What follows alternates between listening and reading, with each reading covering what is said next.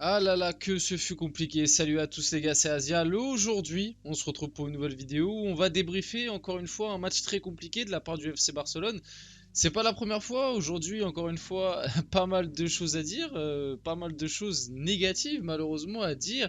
Et ça continue, on continue de rentrer dans ce cercle un petit peu infernal du côté du FC Barcelone et des prestations que je qualifierais de plus en plus compliquées, même si là, encore heureux, t'en ressors pardon avec la victoire, ce qui n'était pas le cas sur tes derniers matchs parce que tu étais sur 3 matchs consécutifs sans avoir gagné. Tu gagnes 3-2 à l'arraché grâce à un doublé de Sergi Roberto qui a clairement été l'homme de ce match face à Almeria qui t'a énormément mis en difficulté. Défensivement, encore une fois, tu as été mis vraiment à rude épreuve contre une équipe d'Almeria qui, je le rappelle quand même, est dernière de ce championnat avec 0 victoire. Et pour moi, ce match, enfin cette victoire est plus limite alarmante que positive. Et c'est bien ça le problème du Barça.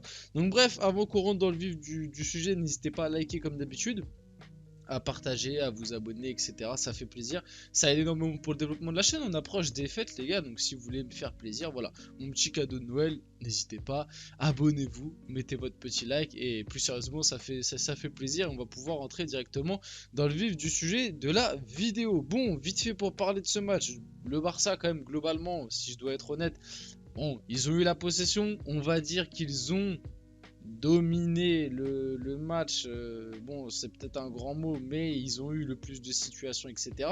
Mais encore une fois, un Barça qui, en termes d'idées de jeu, tactiquement, etc., tu sais pas trop. Il y a encore des individualités que j'ai trouvées en deçà de ce qu'on peut attendre. Vite fait, je vais quand même montrer ce premier but du Barça, donc qui intervient à la 33e minute de jeu. Un but de Rafinha, donc ça part d'un corner barcelonais. Araujo qui gagne ce duel de la tête, qui va être arrêté par le gardien, repoussé dans les pieds de Rafinha. Rafinha qui va venir ouvrir le score, donc ça fait 1-0 à la 33e minute de jeu. C'est important de rappeler que avant ce 1-0 là, tu as quand même déjà été mis pas mal en difficulté par cette équipe d'Almeria, notamment Christensen qui prend un carton jaune qui pouvait limite valoir un petit rouge où il y a un ballon en profondeur qui est envoyé pour un joueur d'Almeria et en gros Christensen le ceinture pour qu'il évite de partir. C'était pour moi c'était limite une annihilation d'une occasion de but.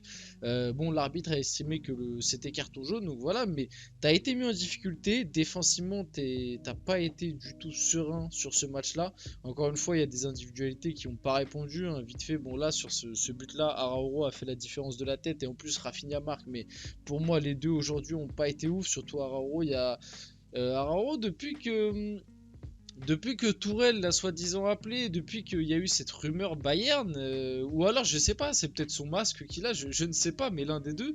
Mais depuis un certain temps, et qui correspond à peu près avec ce que je viens de vous dire, depuis la fameuse grosse rumeur au Bayern et l'apparition de son masque, peut-être son masque est maudit, les prestations sont très compliquées. Et là encore une fois, aujourd'hui, la prestation d'Araujo, mais où est-ce qu'il est passé, le Araujo de l'année dernière? J'ai souvent dit ça dans les matchs précédents pour Baldé, que Baldé, bon, sur ce match-là, on va dire, ça a été plutôt acceptable. Que Baldé, l'année dernière, je le trouvais mais trop fort. Araujo, c'était pareil, je l'ai trouvé trop fort. La défense du Barça l'année dernière, c'était trop solide. Le mec, en 1 contre 1, il était impassable, même pas encore que l'année dernière, même au début de la saison. Je sais pas, là, on l'a perdu. Christiansen à côté de lui, en vrai, c'est pareil, hein, sorti à la mi-temps. Comme Joao Félix d'ailleurs, Joao Félix sur ce match-là, pareil, on n'a pas reconnu. Vite fait, passons au but d'Almeria pour éviter que je refasse l'effectif du Barça. Je pense que je le ferai un peu avoir revu tous les buts parce que finalement sur ce match-là, en prestation vraiment positive côté Barça, ouais, il y a Roberto qui a été l'homme du match et de loin, et t'as peut-être Cancelo. D'ailleurs, Cancelo, on va pouvoir en parler sur un petit truc, mais Cancelo, limite, je suis en train de me dire est-ce que Xavi ne devrait pas le changer de poste. Est-ce que Cancelo ne devrait pas attaquer, intégrer plutôt la ligne d'attaque? Parce que offensivement, ce Barça a énormément de problèmes, défensivement aussi, et peut-être que renforcer la défense en faisant comme l'année dernière, tu viens mettre un Koundé Latéral droit, même s'il aime pas, tu t'en fous. À côté, tu mets Christensen, Araujo central, Baldé à gauche. Et peut-être que mettre Cancelo dans les trois de devant, comme c'est celui qui crée le plus, qui fait le plus de différence en 1 contre 1. Est-ce que ce serait si débile que ça? Je pense pas. Honnêtement, je pense pas. Mais on peut reparler, on peut faire une petite parenthèse, ouvrir un débat là-dessus. Le but d'Almeria. But de Léo Batistao à la 41e minute de jeu sur un cafouillage et une erreur d'Araujo qui a vraiment été cataclysmique sur ce match-là. Là, le joueur va très bien jouer, je crois que c'est Arribas, si je ne me trompe pas, Sergio Arribas, qui va la laisser passer entre ses jambes. En gros, c'était une passe longue. Il la laisse passer entre ses jambes, et en gros, ça va surprendre Araujo qui, je ne sais pas ce qu'il fait, il loupe un peu son contrôle, elle lui tape dedans, je sais pas. Ça revient dans les pieds d'Arribas qui, du coup, va l'envoyer dans la profondeur. Moi, au début, j'ai cru qu'il y avait hors-jeu. Au final, la VAR a estimé qu'il n'y avait pas hors-jeu. Pourtant, sur le ralenti, c'était pas forcément hyper clair et visible. Donc bon ballon dans la profondeur, on le voit, hop, il va bien l'envoyer dans la profondeur. La finition est belle de Batistao qui va venir faire un petit piqué sur Inaki Peña. D'ailleurs, Araujo et Peña, on va reparler juste après parce que le deuxième but encaissé par le Barça est vraiment honteux. Heureusement pour le Barça, 60e minute de jeu, donc on passe en deuxième mi-temps. Il y a eu les changements à la mi-temps, la rentrée de Jules Koundé à la place de Christensen, pardon, et la rentrée de Ferran Torres. Globalement, les deux entrées ont été très bonnes et les deux sorties sont plutôt justifiées parce que la première mi-temps de Joao Félix, oh là là, ouf, et pourtant vous savez, hein, Joao Félix, moi c'est un joueur que j'aime énormément. Quand il faut l'encenser, je l'encense. Je suis très content qu'il joue dans une équipe quand même comme le Barça qui, je trouve, correspond bien mieux à ses caractéristiques, même si c'est pas le meilleur Barça en termes de jeu et on le voit de plus en plus et on n'arrête pas de le dire dans les débriefs et dans les vidéos. Malgré tout, je trouve que ça reste une équipe qui a plus le ballon et plus programmé pour lui que l'Atlético, même si l'Atlético à l'heure actuelle ça joue peut-être mieux que le Barça, mais vous avez compris l'idée un peu dans les profils. Joao Félix aujourd'hui sa première mi-temps elle est catastrophique, mon dieu, une nonchalance, franchement aujourd'hui l'attitude de Joao Félix ça m'a fait penser, en fait je prends cet exemple à chaque fois, c'est ça qui est assez marrant, mais ça m'a fait penser à Mbappé dans les mauvais jours quoi. Un nombre de trucs ratés, de nonchalance, aucun effort de pressing défensif, c'est vraiment affligeant. Donc qu'il soit sorti à la mi-temps, je trouve ça assez justifié. Je sais même pas s'il est sorti pour ça ou parce qu'il avait une gêne ou quoi, on sait pas, mais en tout cas sa sortie était plutôt justifiée. Et à noter que Ferran Torres, vous le savez, souvent je suis critique envers lui et j'hésite pas à envoyer des petites bastos, et bah Ferran Torres il a fait une très bonne entrée. Et globalement la relation Ferran Torres-Lewandowski, c'est vrai que je trouve, et les commentateurs le disaient, et je suis plutôt d'accord avec eux sur ça, la relation Ferran Torres-Lewandowski est peut-être plus aboutie et plus naturelle que Joao Félix-Lewandowski, ce qui est assez paradoxal parce que c'est pas hyper logique. Normalement, un mec comme Joao Félix et un mec comme Lewandowski, c'est des profils qui peuvent matcher et très bien être compatibles ensemble, et pour l'instant, on le voit pas trop sur le terrain, et avec Ferran Torres, on le voit, donc c'est ça qui est assez bizarre. Roberto, donc. On en revient sur l'image que je vous montre. But sur corner, la tête est magnifique, un but à la Lewandowski. Pareil comme les commentateurs ont dit, c'est assez réel.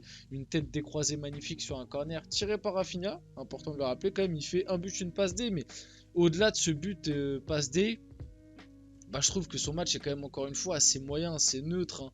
Beaucoup de ballons perdus, de passes loupées, de très peu de différences faites sur son côté. Heureusement pour Rafinha que cette saison, tu as un Cancelo qui peut animer ce côté droit avec lui, parce que sinon, si tu jouais dans la même configuration que la saison précédente et que tu avais juste Rafinha avec un Koundé derrière lui qui monte pas trop, dédouble pas trop, fait pas trop de centre et tout, wow, le côté droit du Barça cette saison, ce serait assez cataclysmique. Et c'est là qu'on se rend compte, et je pense que certains supporters du Barça se rendent compte, que l'année dernière, quand tu avais un Dembélé qui était capable de t'animer le côté droit à lui tout seul et juste permettre à Koundé de défendre, tu vois quand même les qualités du mec. Même s'il a des gros défauts, tu vois que sur cette qualité-là, par rapport à Rafinha, c'est le jour et la nuit. Bon, on passe à cette gogolerie du côté du Barça. Qui est le fautif, honnêtement, je sais pas, les deux. Si Peña n'a vraiment rien dit, c'est Peña. Si Peña a parlé et que malgré tout Araujo a été au duel de la tête, pour moi en fait c'est les deux, voire même c'est plus Araujo. En tout cas, gros cafouillage, les deux se gênent, ça retombe dans les pieds de Edgar Gonzalez. Voilà, Edgar Gonzalez qui vient marquer le 2 partout. Le Barça s'est fait peur, heureusement qu'en toute fin de match, à la 83e minute de jeu, T'as Sergi Roberto encore une fois, et là Lewandowski, vite fait pour parler du cas de Lewandowski, encore une fois pas buteur et ça commence à faire beaucoup parce qu'encore une fois il a eu des spots très intéressants et que normalement le Lewandowski à son prime il doit marquer, mais dans le jeu je l'ai trouvé bien plus intéressant que lors des dernières prestations et on le voit sur cette action, il est là dos au jeu, il arrive à se retourner, il envoie un magnifique petit ballon dans la profondeur, le contrôle de Sergi Roberto est magnifique, la finition, ça fait 3-2 pour le Barça, Sergi Roberto qui sauve les meubles clairement, mais je le répète, face au dernier de Liga qui a 0 victoire, ce n'est clairement pas suffisant et la prestation du Barça est assez mauvaise globalement. Pas le temps de souffler après leur victoire à l'arraché contre Almeria, les joueurs du Barça s'envolent directement pour les USA où ils disputeront un match amical contre les Mexicains du club américain ce samedi. Ça c'est pareil en termes de gestion, je trouve que c'est assez catastrophique de la part du Barça. Donc le Barça bat Almeria 3-2 et reste 3ème. Les Catalans n'avaient plus gagné depuis 3 matchs, toutes compétitions confondues. Voilà, on finit la vidéo là-dessus, j'espère que la vidéo vous a plu. Si c'est le cas, n'hésitez pas à la liker, à commenter, à partager, à vous abonner. C'était Azial, et on se retrouve très rapidement pour une prochaine vidéo.